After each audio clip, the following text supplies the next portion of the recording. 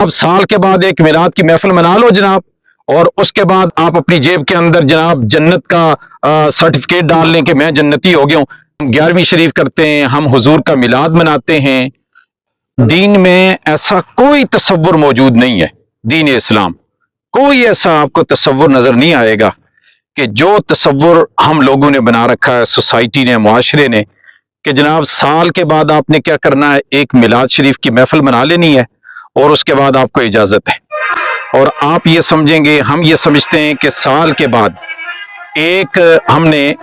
محفل میلاد منا لی، ایک بڑی محفل، بڑی دیگیں اور بڑے لوگوں کو دعوت دی ہے، ایک بڑا اجتماع ہو گیا، لوگوں نے تعریف کر لی ہے،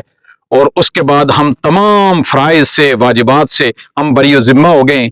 ایسا دین اسلام نے کوئی تصور پیش نہیں کیا۔ اور پھر یہ بھی یاد رکھیں، یہ جو ہم 11ویں شریف کرتے ہیں، چونکہ میں اپنی بات کر رہا ہوں، ہم 11ویں شریف کرتے ہیں، ہم حضور کا میلاد مناتے ہیں، اس کے علاوہ اور بے شمار ایسی تقاریب، محافل اور مجالس کا اہتمام کرتے ہیں۔ یہ جو تقاریب کرنے والے لوگ ہیں، اہتمام کرنے والے لوگ ہیں، اس میں بیٹھنے والے لوگ ہیں، انہیں یہ اس چیز کو سمجھنا چاہیے کہ اگر ان لوگوں نے کسی کی حق تلفی کی ہے،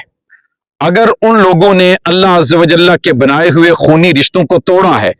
تو یہ محفل میلاد اجر آپ کو ضرور ملے گا،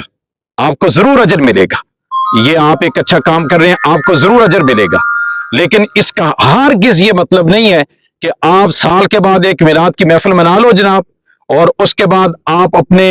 جیب کے اندر، آپ اپنی جیب کے اندر جناب جنت کا سرٹیفکیٹ ڈال لیں کہ میں جنتی ہو گیا ہوں۔ دین اسلام نے ایسا کوئی تصور پیش نہیں کیا کہ جس کی وجہ سے آپ کو یہ اجازت دی جائے کہ چونکہ اب میلاد شریف کا مبارک مہینہ آ رہا ہے اور لوگ اس کی بھرپور تیاری کر رہے ہیں، اب لوگوں کو چاہیے کہ آقا علیہ الصلوۃ والسلام کا میلاد منانے سے پہلے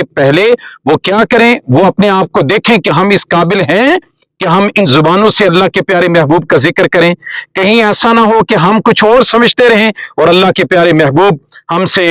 ناراض ہوں، اور اللہ کے پیارے محبوب صلی اللہ علیہ وآلہ وسلم کا جو میلاد ہم منائیں گے اور سال کے بعد ایک دفعہ ہم میلاد منا کر یہ سمجھتے ہیں ہم کامیاب ہو گئے، یہ کوئی کامیابی نہیں ہے۔